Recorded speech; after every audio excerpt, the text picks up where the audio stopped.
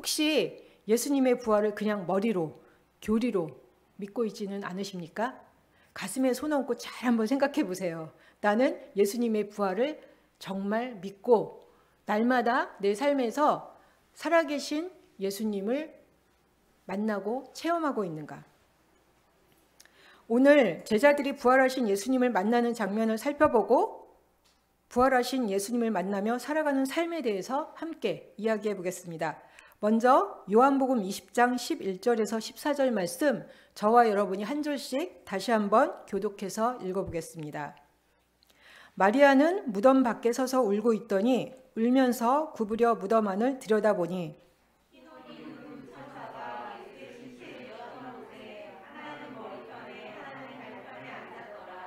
천사들이 이르되 여자여 어찌하여 우느냐, 이르되 사람들이 내 주님을 옮겨다가 어디 두었는지 내가 알지 못함이니이다.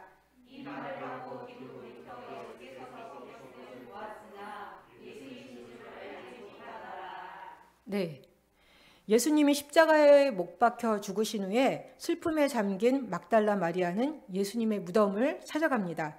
그런데 예수님이 무덤에 안 계심을 보고 마리아는 당황하고 웁니다. 천사가 마리아한테 여자여 어찌하여 울며 누구를 찾느냐 묻지만 사실 마리아는 누가 말을 거는지도 잘 모르는 것 같습니다. 마리아는 사람들이 내 주님을 옮겨다가 어디 두었는지 내가 알지 못합니다. 이렇게 말합니다. 그런데 그 질문을 누가 했습니까? 천사가 했어요. 근데 천사가 했다고 생각하지 않습니다. 또 뒤로 돌아보니까 예수께서 서 계셨는데 예수이신지를 알지 못하더라. 이렇게 이야기합니다. 마리아는 그냥 자기 생각으로 이렇게 묻는 사람이 동산지기겠지? 그렇게 생각을 한 거예요. 예수께서 무덤에서 사라진 것에 대해서 슬프고 당황했으며 예수께서 부활하신 것에 대해서는 사실 전혀 생각이 미치지 못했던 것입니다. 이번에는 요한복음 21장 1절에서 6절 말씀, 저와 여러분이 한 절씩 교독해서 읽겠습니다.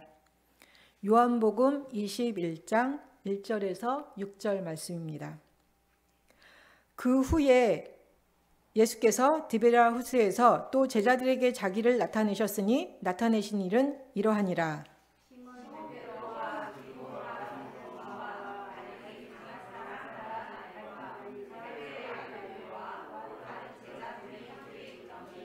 시몬 베드로가 나는 물고기를 잡으러 가노라 하니 그들이 우리도 함께 가겠다 하고 나가서 배에 올랐으나 그날 밤에 아무것도 잡지 못하였더니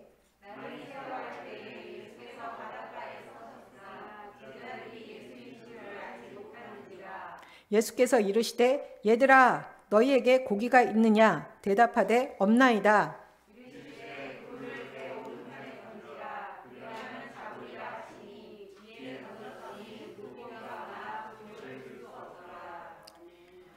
이 본문은 예수께서 십자가에 못 박혀 죽으신 후에 시르에 빠져 있는 제자들을 예수님께서 만나러 갑니다. 그런데 예수께서 이렇게 바다에 서 계셨지만 제자들이 알아보지 못합니다. 아까 막달라 마리아가 예수님을 봤지만 알아보지 못했죠? 근데 이번에 보면은 이 베드로랑 제자들도 예수님께서 바닷가에 서 계신데 알아보지를 못하고 얘들아 물고기가 있느냐? 근데 대답은 하는데 누가 묻는지도 모르고 예수님을 봤는데도 알아보지를 못하고 있습니다. 이번엔 누가복음 24장 13절에서 16절 말씀, 신약성경 140페이지입니다. 엠마오 제자 이야기인데요. 함께 교독해서 읽어보겠습니다. 누가복음 24장 13절에서 16절 말씀입니다. 누가복음 24장 13절에서 16절 말씀, 저와 여러분이 한 절씩 교독해 읽겠습니다. 그날에 그들 중 둘이 예루살렘에서 25리 되는 엠마오라 하는 마을로 가면서 이 모든 그들이 서로 이야기하며 문의할 때에 예수께서 가까이 이르러 그들과 동행하시나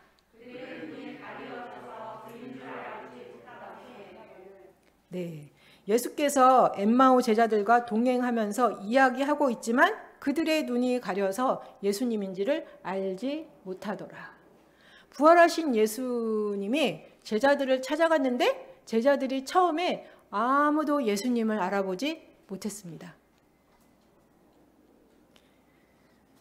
그렇다면 왜 부활하신 예수님을 알아보지 못했을까? 왜 알아보지 못했을까요? 눈이 가리워져서. 왜 눈이 가리워졌을까요?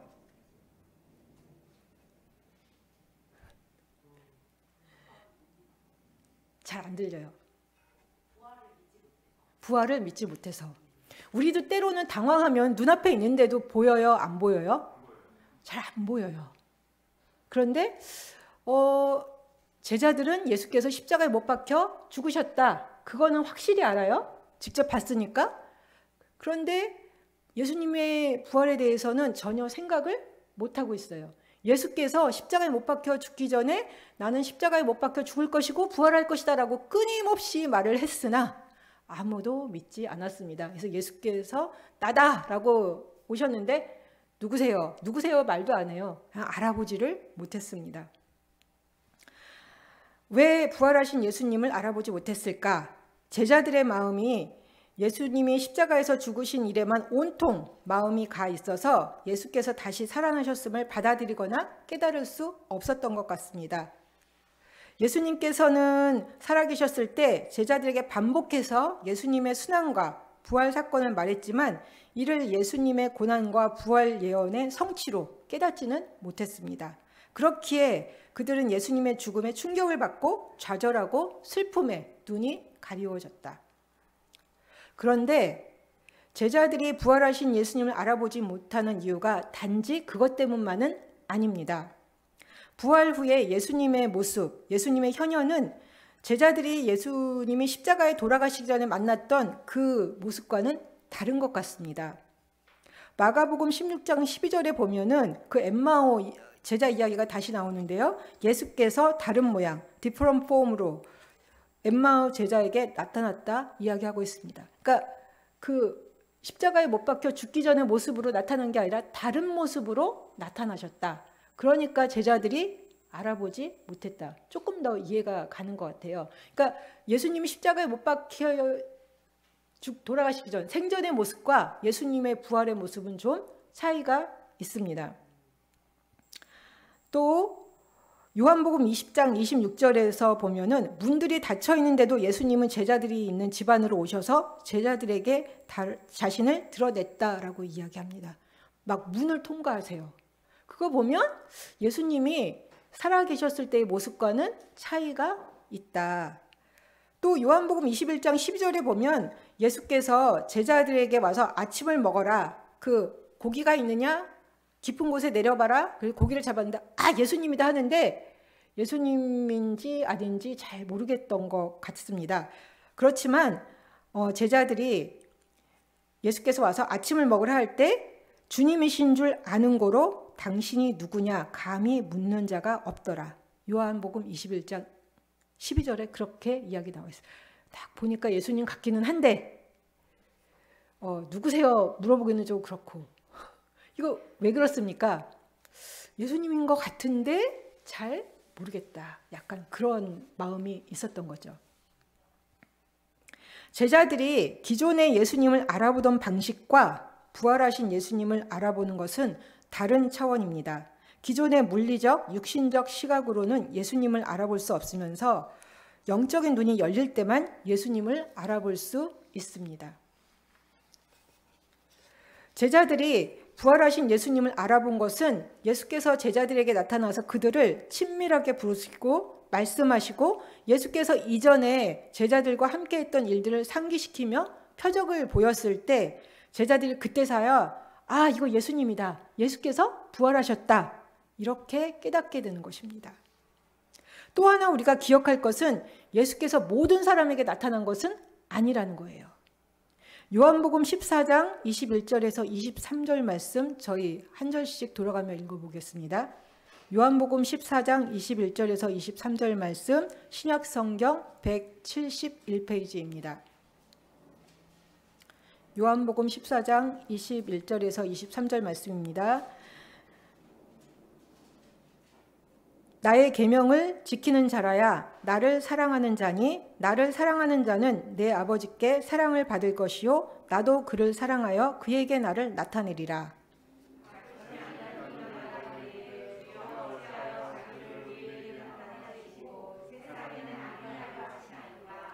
예수께서 대답하여 이르시되 사람이 나를 사랑하면 내 말을 지키리니 내 아버지께서 그를 사랑하실 것이요 우리가 그에게 가서 거처를 그와 함께 하리라.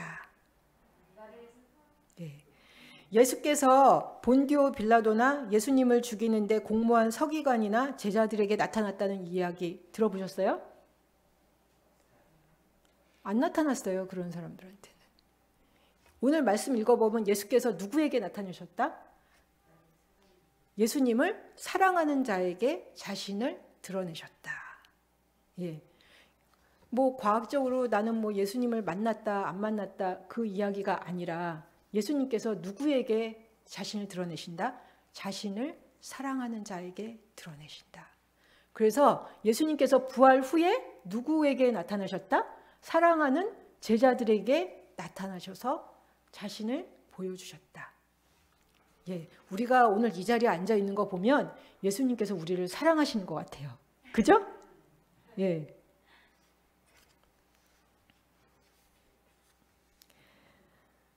예수님은 요한복음 20장 16절에서 막달라 마리아에게 나타나셔서 마리아야 하고 이렇게 친밀하게 부를 때 마리아가 라보니 합니다.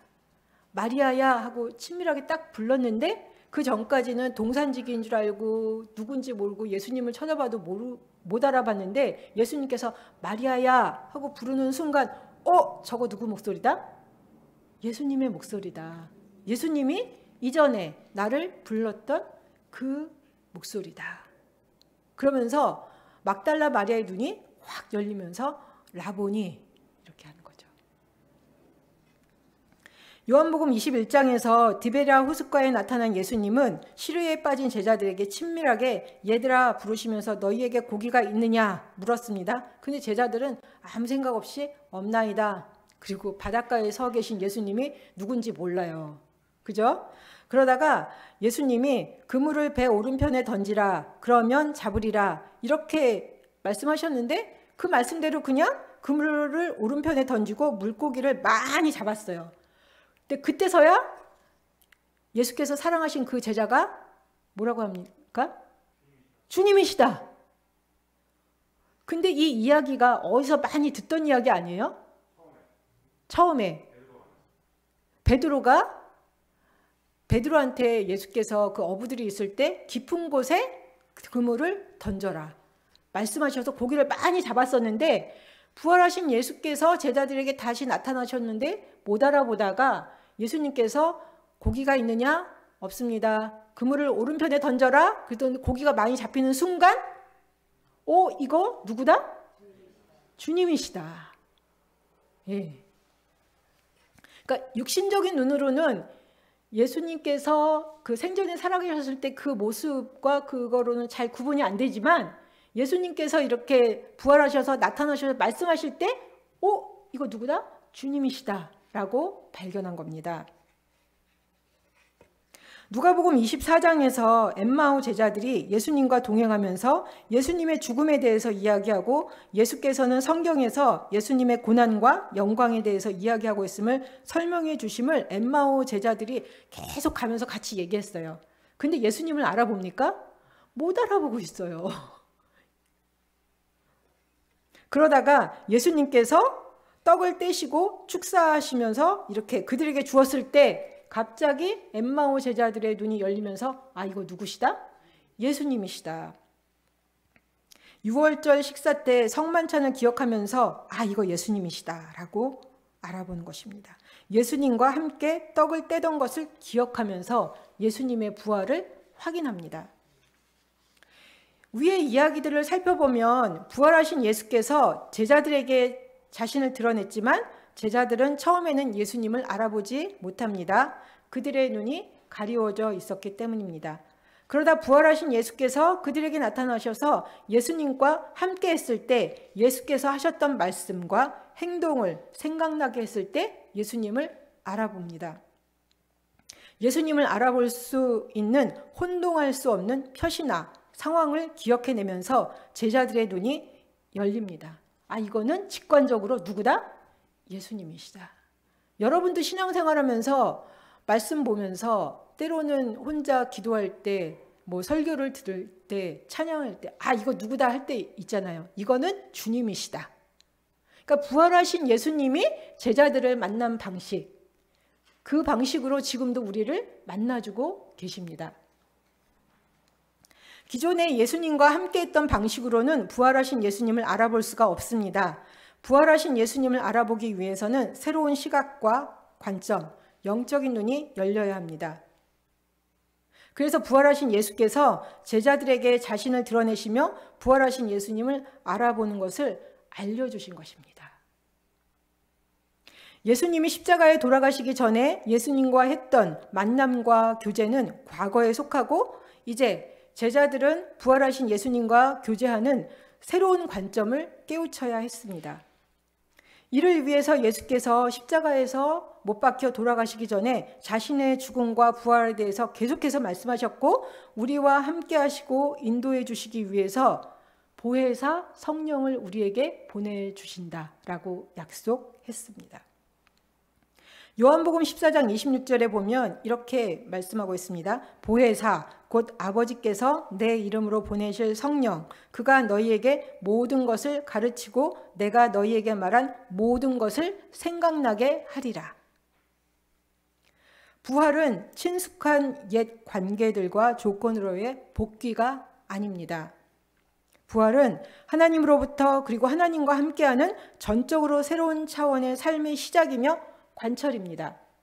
그래서 제자들이 부활하신 예수님을 처음에는 알아볼 수 없었습니다. 하지만 예수님께서 친밀하게 부르시고 말씀하시고 예전에 예수님과 함께 했던 고기 잡았을 때 고기를 많이 잡았던 그것들을 기억하게 해주시고 떡을 떼던 장면을 기억하게 하셨을 때 아, 이분은 예수님이시다. 예수님은 살아계신다. 우리 눈에 보이지 않지만 예수님께서 우리 가운데 살아계시고 우리에게 성령으로 말씀하시고 우리를 인도해 주신다라는 것을 알게 된 것입니다. 아울러 예수께서는 죽음과 부활을 통해서 하나님 아버지께로 가심으로 하나님과 제자들의 관계, 예수님과 제자들의 관계까지도 완전히 새로운 토대에 세우셨습니다. 부활하신 예수님은 막달라 마리아에게 요한복음 20장 17절에서 다음과 같이 이야기합니다. 요한복음 20장 17절 말씀 저희 한 목소리로 함께 읽어보겠습니다. 요한복음 20장 17절 말씀입니다. 함께 읽겠습니다. 너는 내 형제들에게 가서 이르되 내가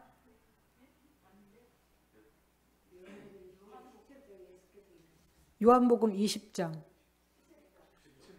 17절 말씀. 아, 죄송합니다. 요한복음 20장 하반절이에요. 17절 맞습니다. 하반절. 예, 내가 내 아버지 곧 너희 아버지 너희 하나님 곧 너희 함께로 올라간다 하라 하시니. 네, 20장 17절 하반절 말씀이었습니다. 여기서 예수님께서 너는 내 형제들에게 이르되 내가 내 아버지 곧 너희 아버지 내 하나님 너희 하나님께로 올라간다 하라. 하나님과 제자들의 관계에 있어서 예수님의 아버지께서 누구의 아버지가 되신다? 제자들의 아버지가 되신다. 또한 예수님의 하나님이 또 누구의 하나님이 되신다? 제자들의 하나님이 되신다. 예수님과 제자들이 하나님 안에서 한 가족이 되고 예수님과 제자들은 형제 자매가 되었음을 제자들에게 다른 제자들에게 전하라고 막달라 마리아에게 이야기해 주시는 겁니다. 그래서 우리가 주님 안에서 한 가족이고 형제 자매다라고 이야기하고 있지 않습니까? 예, 주님 안에서 한 가족이고 형제 자매다. 저는 오늘 말씀을 준비하면서 예수님의 죽음을 목도하고 충격받으면서 시류에 빠진 제자들이 예수께서 부활하셔서 그들 앞에 나타나 말씀하셔도 알아보지 못하는 모습, 이게 때로는 시련이나 어려움에 빠져서 무기력한 신앙생활을 하는 우리의 모습과 같다는 생각이 들었습니다. 하나님께서 우리와 함께 하시며 우리를 인도해 주시지만 주님을 알아보지 못하는 내 모습 같다라는 생각이 들었습니다. 예수께서는 부활 승천 후에 약속대로 우리에게 보혜사 성령을 보내주셔서 우리에게 모든 것을 가르치고 예수께서 말한 모든 것을 생각나게 하시며 우리를 인도해 주고 계십니다. 여러분은 부활하신 예수님을 믿고 예수께서 보내신 보혜사 성령님의 인도하심을 받는 깨어있는 신앙생활을 하고 계십니까? 아니면 부활하신 예수님이 우리와 함께 하시지만 우리의 상황이나 환경에 눈이 가리워져서 주님을 알아보지 못하고 그냥 내 맘대로 내 뜻대로 살아가는 그러한 신앙생활을 하고 계십니까? 부활하신 예수께서 우리와 함께 하셔서 막달라 마리아처럼 주님께서 우리의 이름을 친밀하게 부르실 때 화답하시기 바랍니다. 그리고 막달라 마리아처럼 부활하신 주님을 사람들에게 전하는 부활의 증인의 삶을 살아가시기 바랍니다. 부활하신 예수께서 우리와 함께 계셔서 베드로와 제자들이 말씀을 기억하며 그 말씀에 순종하여 그물을 내려 수많은 물고기를 잡은 것처럼 여러분도 말씀을 기억하면서 인도함을 받고 표적을 체험하는 삶을 사시기 바랍니다. 부활하신 예수께서 우리와 함께 하셔서 엠마오 제자와 동행하며 성경을 읽고 기도할 때 말씀을 풀어주시고 깨닫게 하신 것처럼 여러분도 말씀을 깨닫고 읽고 기도할 때 마음이 뜨거워지는 신앙생활을 하시기 바랍니다. 예수님의 부활이 우리에게 피상적으로 다가오지 않고 살아있는 예수님과 함께하는, 그리고 예수님의 인도함을 받는 깨어있는 삶이 되시기를 바랍니다. 그리고 부활하신 주님을 알아볼 수 있는 눈이 활짝 열려서 날마다 주님의 임재와 인도하심을 받으며 살아가기를 주님의 이름으로 기도합니다. 다 같이 자리에서 일어나셔서 살아계신 주 함께